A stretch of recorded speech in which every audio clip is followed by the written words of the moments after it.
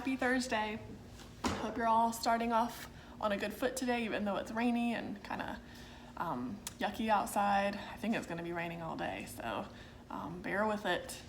And I know that we didn't get some great news yesterday. It's not totally a surprise because I was holding out a little bit of hope, but unfortunately it looks like we won't be going back to school this year. But school is still happening, it's just not happening in the building of Ebbenport. But we are all still Ebbenport students and teachers, and we want you to continue to work hard and focus.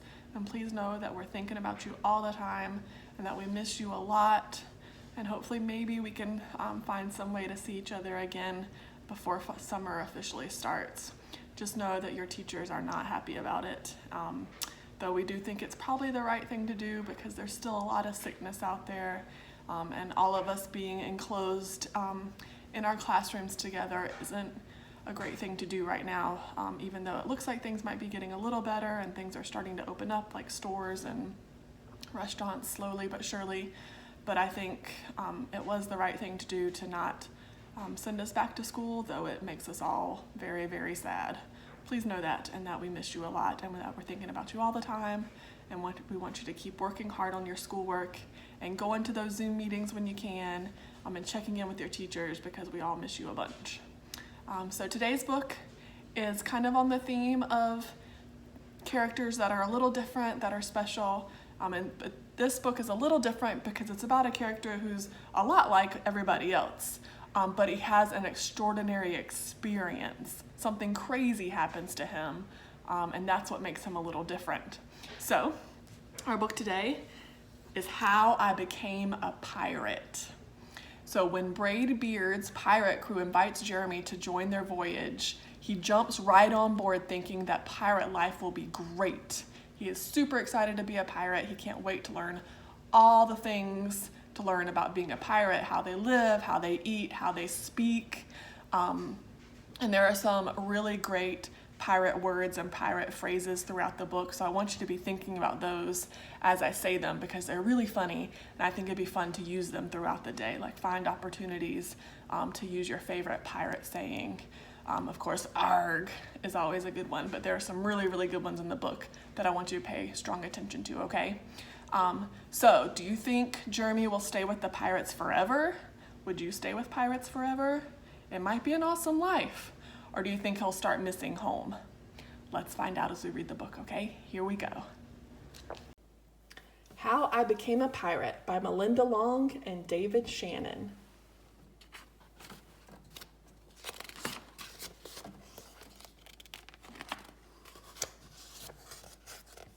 Pirates have green teeth when they have any teeth at all. I know about pirates because one day when I was at a beach building a sandcastle and minding my own business, a pirate ship sailed into view.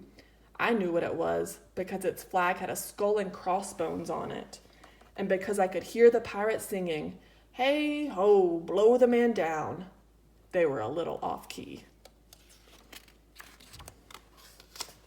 I tried to tell Dad, but he was busy setting up the beach umbrella. I tried to tell Mom, but she was busy slathering my baby sister with sunblock. So I went back to my sandcastle, but I kept an eye on the pirates. By then, they were rowing to shore.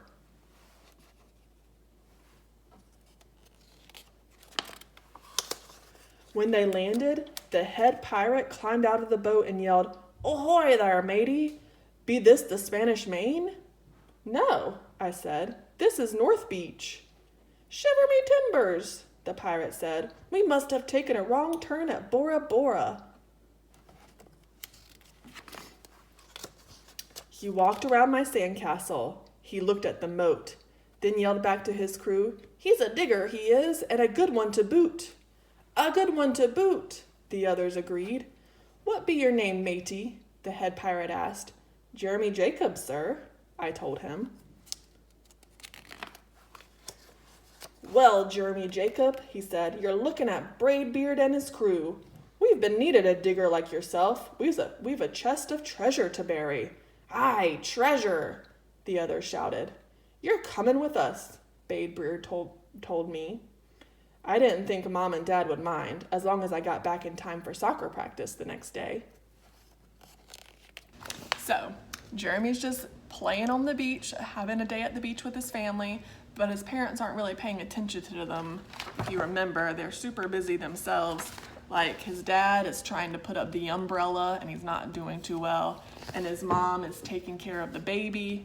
And meanwhile, Jeremy's over here by himself and he sees the ship, but he can't get their attention because they're too busy with other things. So the pirates come on shore. As we see, there's the pirate captain, and they realize that they've landed on the wrong beach. And the captain says, "Shiver me timbers," which is one of my favorite pirate sayings. It's something you say when you're surprised or you're like frustrated by something. You say, "Shiver me timbers." So if you get surprised today, or if something's not going your way, say "shiver me timbers" to your parents or your family, and it'll be funny and they'll love it. But yeah, the pirates have landed on the wrong beach, and so they realize Jeremy tries to tell them where they are. But meanwhile, they see Jeremy's amazing sandcastle, and they realize he would be perfect for their crew because they need a digger, someone to help them bury their treasure. And so they asked Jeremy to come on board with them and be their digger. And he says, "Okay, why not? Would you go on board with the pirates? Would you join their crew?" Let's see how this turns out for Jeremy. That's how I became a pirate.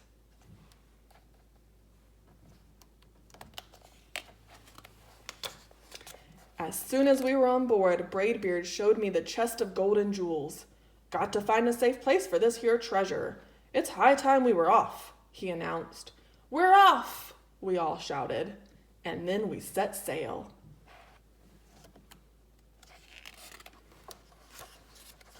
There was plenty to do on board. The pirates taught me to sing sea shanties, the louder the better, and to say real pirate stuff like landlubber and scurvy dog.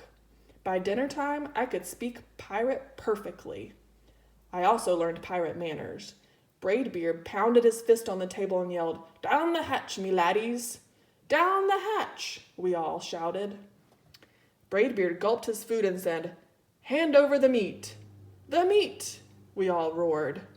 Nobody told us to finish our spinach, there wasn't any, or to chew up our carrots. They weren't allowed on board. We talked with our mouths full, and nobody said please or thank you. What do you think of pirate life so far? There's tons of treasure to be had, which is always fun. What else? See all that treasure. It's a bunch of stinky boys on a boat. I don't know about that, but some people might like that. And then they sang things like "down the hatch" and "landlubbers," which is funny. Down the hatch is something you say when you're about to eat, because they say your throat is the hatch. And so when they say "down the hatch," that means you're gonna put something in your mouth and let it go down the hatch, so you're gonna eat it. So next time you have lunch or dinner, tell your mama or daddy or grandma or a family member, "down the hatch." That'd be funny. So yeah, so Jeremy is really enjoying it. They have good food, lots of meat, and he doesn't have to eat any vegetables, which some of us would like. I mean, I admit it, I would like that. I don't love all my vegetables, so I wouldn't mind not eating them. He never has to say please or thank you, which he loves. So life is going pretty well for Jeremy on the ship. He kind of likes being a pirate. Do you think it'll last? Let's find out. After dinner, I tried to teach the pirates to play soccer. Braidbeard kicked the ball and yelled, "Arg, soccer! Arg, soccer!" the crew yelled. Then everybody dove for the ball at once, and it rolled right off the deck. "After it, me hearties," Braidbeard commanded. "After it," we all whispered. We fought over who would go get the ball, but it didn't matter anyway, because a shark came along and swallowed it in one gulp. So much for soccer. By now it was past my bedtime, but nobody tells pirates to go to bed, to take a bath, or to brush their teeth. Maybe that's why their teeth are green. Pirates sleep with one eye open, just in case. And they don't change into pajamas, unless they want to. Pirates don't do anything they don't want to, except for maybe swabbing the decks. I wanted to be a pirate forever. But then I found out what else they don't do. When I couldn't stay awake any longer, I asked Braidbeard to tuck me in and read me a story. Tuck you in? He bellowed. Pirates don't tuck. No tucking, the crew cried. And the only thing they had to read was a map. Don't you have any books? I asked. Braidbeard looked confused. Books? I didn't even bother to ask about a goodnight kiss. So, life as a pirate is starting to be not so fun. Bedtime came, and at first it was awesome because they were having a big pillow fight and he could stay up as late as he wanted and nobody was there to tell him to go to sleep. But then when he was finally ready for bed, not only is he doesn't have a bed of his own and he's surrounded by snoring men, but there's nobody to tuck him in, there's nobody to tell him a bedtime story, both very important things, and there's nobody to give him a goodnight kiss. First off, would you want a goodnight kiss from one of these pirates? I don't think so. But then they wouldn't give one to him anyway, even if he asked. So things aren't starting to look so well for pirate life, in Jeremy's opinion. It wasn't easy to fall asleep without a story, but I was finally dozing off when a storm broke. Thunder boomed and lightning flashed. I tried to hide under the covers as waves slammed up against the ship, but I kept falling out of my hammock. I couldn't find anyone in the cabin. They were all on deck. Lower the sails, Braidbeard shouted. Batten down the hatches. Everyone ran around yelling and lowering and battening. Nobody had time to sit close and tell me it would be over soon. Nobody even noticed me. I decided that I didn't want to be a pirate after all. Just then, flash, crack, crack. Lightning hit the mast and split it right down the middle. What'll we do now? Yelled one of the pirates. We'll have to turn back, called another. But the treasure, hollowed Braidbeard. Where will we bury the treasure? I stepped forward. Maybe I can help, I shouted over the wind. I think I know the perfect digging spot.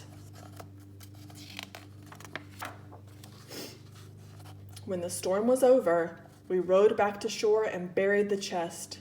We drew a map so we could find the treasure again, but I don't think I'll need it.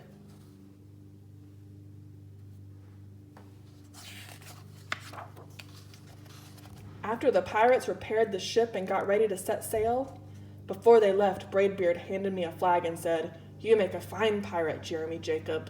Guard that treasure well. We'll be back to get it soon enough. Soon enough, the crew repeated. And if you'll ever need us, Braidbeard added, just run the Jolly Roger up yonder pole. Up yonder pole, the others shouted. And maybe I will, but not today. I have soccer practice.